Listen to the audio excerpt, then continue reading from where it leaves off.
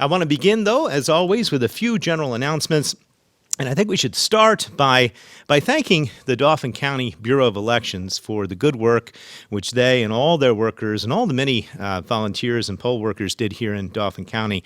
I know it's been a stressful and trying time for a lot of people as the results have come in, but in Dauphin County we did extremely well.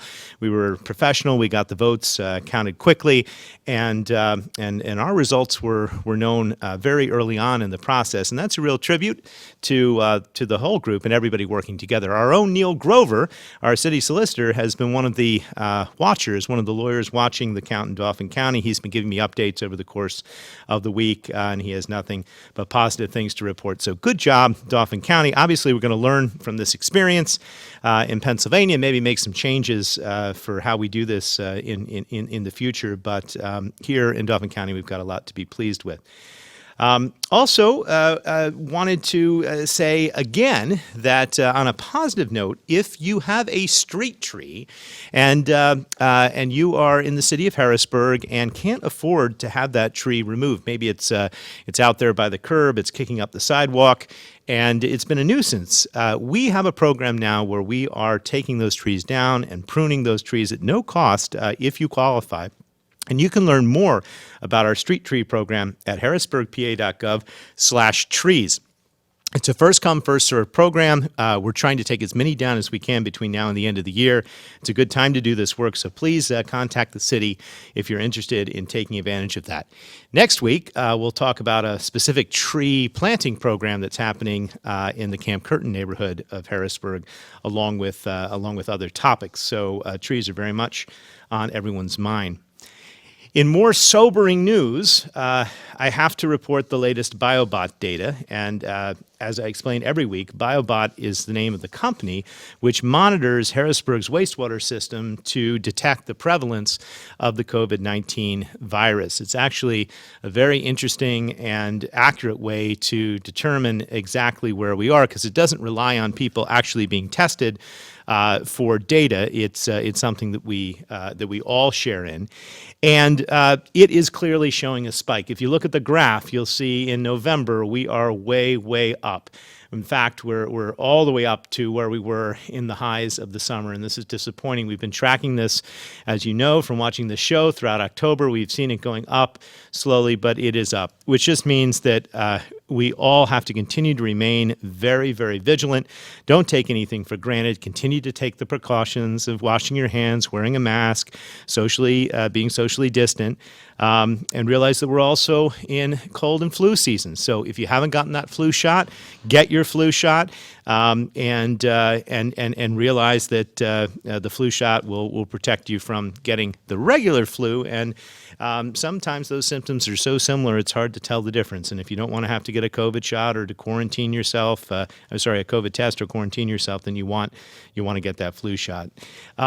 That graph which I showed you is also particularly troubling when you drill down in the data, and we are, in comparison to the other hundreds of municipalities that are tested, our concentration levels are 92% higher than anyone else, which means we're basically off the chart there, and it represents an estimated average of 95 new cases a day in the Harrisburg area. So 95 new cases a day is what that graph is showing and representing, and that's the highest it's been, again, since the summer. So everybody, please take care and be careful. A couple city project updates I'd like to give you, and we're going to start with, can we start with the lighting on State Street moment, if you could bring that one up? Sure. But as many of you know, we've been working as part of our Vision Zero plan to improve pedestrian safety along State Street. Our workers have been out replacing all of the lights with newer bulbs. If you look at that graphic and you look to the left, you can see the new globe, which is much bigger.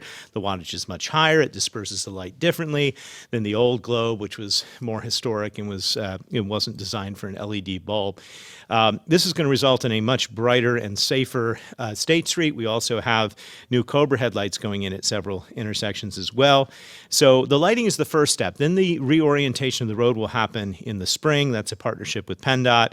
And lots of changes to come. But we want to let people know those lights are in. So check them out this weekend. They should all be installed, and you can see them. This is similar to the new lighting that's being installed on Market Street. Same type of lighting. So if you've noticed work there, maybe when you were dropping off your ballot, you said, "What are these folks doing with the lights?" They're improving the brightness and visibility of our lights.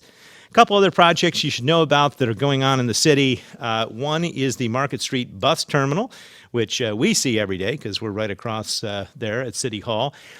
This is also a pedestrian-oriented safety improvement project, which is going to make it easier for people to cross the street and get around in there. There's a whole bunch of new improvements. And then, quite excitedly, if you were to go up 4th Street in Midtown Harrisburg, or the border of Midtown and Uptown, you come to the 4th and Dauphin Playground.